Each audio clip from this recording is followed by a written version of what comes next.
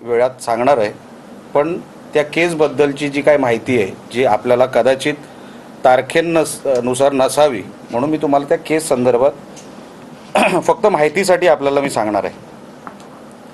वैभव नाईक सांगतायत की ही केस रजिस्टर झाली आहे 2 वर्षापूर्वी. अशी कुठलीही केस रजिस्टर झाली नाही.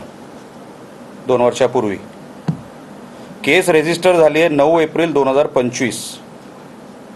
ती त्यांच्या मामी किंवा नातेवाईकांनी जी काही केली, त्यांचं नाव आहे मालती चव्हाण.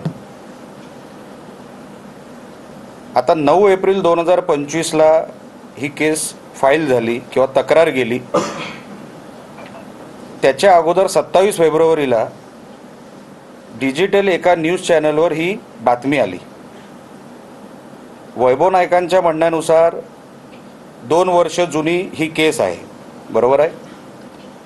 आता त्यांनाच मी कोट करतो, जे वैभव नाईक परवाच्या मीडियाच्या त्यांच्या त्या ह्याच्यामध्ये बोलले, पत्रकार परिषदेमध्ये बोलले. हा वैभव नाईकांचा कोट आहे जो मी करतोय. कोट, खरं तर 2 वर्षापूर्वी ही घटना घडली आणि दबक्या आवाजात त्यावेळी सुद्धा चर्चा होती. आता जर तुम्हाला 2 वर्षापूर्वीच दबक्या आवाजात ही केस होती असं कळलं, तुम्ही तेव्हा आमदार होतात, आपण त्याच्यावरती आवाज का नाही उठवलात?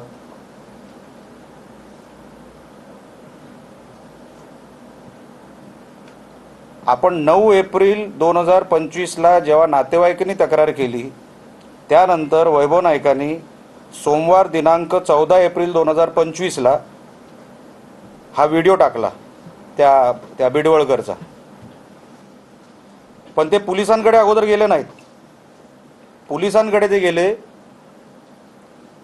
16 एप्रिल 2025ला, म्हणजे 2 दिवसानंतर. आपल्याला माहिती आहे, जर आपल्याकडे कुठल्या गुन्ह्याची माहिती आली तर आपल्याला ती अगोदर पोलिसांना द्यायची असते. त्यांनी सोशल मीडियावर टाकली. आता टाकली आणि त्यानंतर ते 16 एप्रिलला गेले. आता ते म्हणतील हा आमचा तुमची सत्ता आहे, पोलिसांवर आमचा विश्वास नाही. मग 2 दिवसानंतर विश्वास कसा बसला? तुमचं तर डेलिगेशन गेलं पोलिसांना भेटायला.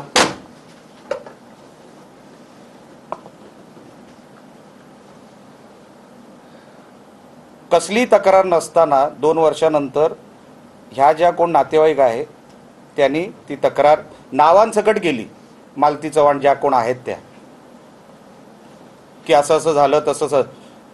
त्या बिचाऱ्या त्यांना 2 वर्ष काय आठवलं नसेल कदाचित, आणि अचानकपणे त्यांना 2 वर्षानंतर तक्रार करावीशी वाटली आणि त्यांनी ती तक्रार केली. काही हरकत नाही, ते नातेवाईक आहेत, त्यांना तक्रार करायचा अधिकार आहे. वैभव नाईकांच्या हिशोबाने हा क्राईम झाला आहे 2023मध्ये. कारण का दबक्या आवाजात तेच म्हणतायत, माझं कोट नाही आहे, मी तुम्हाला व्हिडिओ द्यायला तयार आहे. तुम्हीच घेतलेल्या कदाचित जिल्ह्यामध्येच ती पत्रकार परिषद झाली आहे, त्यांच्याच कोर्टनुसार मी तुम्हाला सांगतोय की दबक्या आवाजात चर्चा होती. तुम्ही आमदार होतात, तुम्ही कोणाला घाबरत होतात? दबक्या आवाजात म्हणजे काय? म्हणजे तुम्हाला क्राईमबद्दल माहिती होती, म्हणजे तुम्हाला सगळं माहिती होतं. आणि म्हणून मी परवाच्या व्हिडिओमध्ये मी बोललो की आता बॉडी कुठे हे वैभव नाईकांनी सांगावं. कारण का 2 वर्षापूर्वी जर तुम्हाला ह्या विषयाची दबक्या आवाजात माहिती होती, म्हणजे तुम्हाला क्राईमबद्दल माहिती होती, तुम्ही तेव्हा पोलिसांना सांगितलं नाही. तुम्ही पोलिसांना न सांगता 14 एप्रिल 2025ला तुम्ही व्हिडिओ टाकला आणि नंतर तुम्ही पोलिसांकडे गेलात. कशासाठी? तुमच्याकडे ठोस पुरावा होता तर तुम्ही पोलिसांकडे माहिती द्यायला पाहिजे होती. डिजिटल मीडिया आलेली बातमी 27 फेब्रुवारी, त्यानंतर 9 एप्रिलला नातेवाईकांनी केलेली तक्रार, त्यानंतर 14 एप्रिल वैभव नाईकांनी टाकलेला व्हिडिओ, त्यानंतर 16 एप्रिल SP साहेबांकडे गेलेली तक्रार. हे सगळं इतकं झटाझट, म्हणजे तुमच्याकडे अगोदरपासून या क्राईमबद्दल माहिती होती. आणि म्हणून मी परवाच्या व्हिडिओमध्ये बोललो होतो, पहिले इंट्रोगेशन हे वैभव नाईकांचंच झालं पाहिजे. कारण का जर त्यांना या क्राईमबद्दल माहिती होती, तुम्ही लपवलीत का? तेव्हा तुम्ही आमदार होतात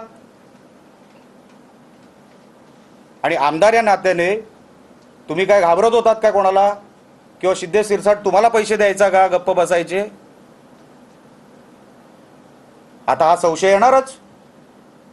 आता तुमची सत्ता गेली आणि काहीतरी लपवायचा प्रयत्न हे वैभव नाईक करतात, हे मी सातत्याने पहिल्या दिवसापासून बोलतोय. त्यांना 100% माहिती आहे, कारण का मागची 10 वर्ष सिद्धेश शिरसाटच्या कुठल्याही फेसबुकवर, कुठल्याही इंस्टाग्रामवर आमचा कोणाचा फोटो नाही. मग 10 वर्ष त्याला कोण प्रोटेक्शन देत होता? 10 वर्ष सिद्धेश शिरसाट प्रोटेक्शनचे पैसे कोणाला देत होता? जीवनमान 3 पटीने सुधारलं,